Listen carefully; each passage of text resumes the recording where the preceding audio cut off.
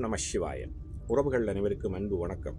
எல்லோரும் நலமாக இருக்கிறீர்கள் நினைக்கிறேன். எல்லோரும் நலமாக இருக்க வேண்டும் என்று இல்லாமல் இறைவனை பிரார்த்தித்தவனாக வளமை போன்ற ஒரு குரலை காணொலி வடிவிலே பதிவிட்டு வருகின்றேன். அந்த வகையில் இன்று நாங்கள் காண்க இருக்கின்ற குரல் 1330 குரலிலே 337வது குரலாக அமைந்திருக்கின்றது. இந்த குரலுக்காக அமையப்பெற்றிருந்த உரைகளும் நல்ல உரைகளாக அமையப்பெற்றிருக்கின்றது.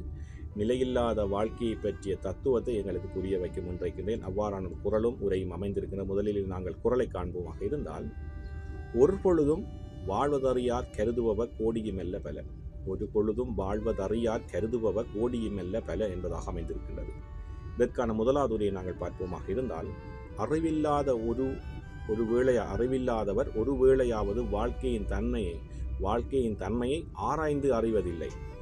ஆனால் வீணில் எண்ணுவனவே ஒரு கோடியும் அல்ல என்பதாக அமைந்திருக்கின்றது. அதாவது அறிவில்லாதவர்கள் நிலையற்ற வாழ்க்கையை பற்றி அறிந்து ஆராய மாட்டார்கள். ஆனால் அவருடைய எண்ணங்கள் எல்லாம் வீணான பேராசைகளுடனும் வீணான சிந்தனைகளோடும் எண்ணங்கள் எல்லாம் கோடிகளிலே போகுமாம். நிலையில்லாத வாழ்க்கையை பற்றி அறியாதவர்கள் சிந்தனை அவ்வாறு இருக்கும் என்பதாக அமைந்திருக்கின்றது.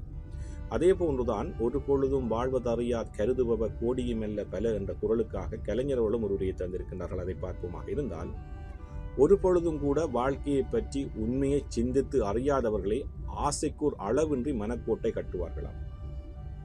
இந்த நிலையில்லாத வாழ்க்கையை பற்றி அறியாதவர்கள் என்ன செய்வார்கள் என்றால், அந்த சிந்தனை அற்றவர்களாக, அந்த சிந்தனையை பற்றி வாழ்க்கையினுடைய தன்மையை பற்றி அறியாதவர்கள் அவருடைய எண்ணங்கள் எல்லாம் சிந்தனைகள் எல்லாம் பேராசை கொண்டவர்களாக மனக்கோட்டைகளுடன் வாழ்வார்கள். அந்த நிலையில்லாத வாழ்க்கையை பற்றி அறியாதவர்கள் என்பதைத்தான் கலைஞருடைய உரையும் சொல்லியிருக்கின்றது.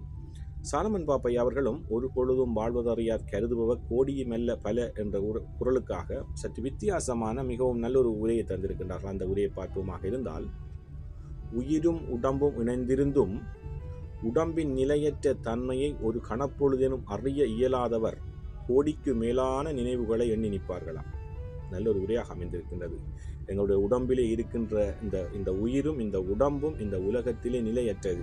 இந்த நிலையற்ற தன்மையை அறியாதவர்கள் எவ்வாறு இருப்பார்கள் என்றால், கோடிக்கு மேலான நினைவுகளோடு பேராசைகளோடு பெரும் எண்ணம் கொண்டவர்களாக ஆசை கூடியவர்களாக தங்களுடைய வாழ்க்கையிலே எண்ணி நிற்பார்கள் என்பதாக அமைந்திருக்கின்றது. உண்மையிலேயே இந்த 3 உரைகளும் நல்ல உரைகளாக அமைந்திருக்கின்றது. எங்களுடைய இந்த உடம்பு இந்த உயிர் அனைத்தும் இங்கே நிலை இல்லாதது.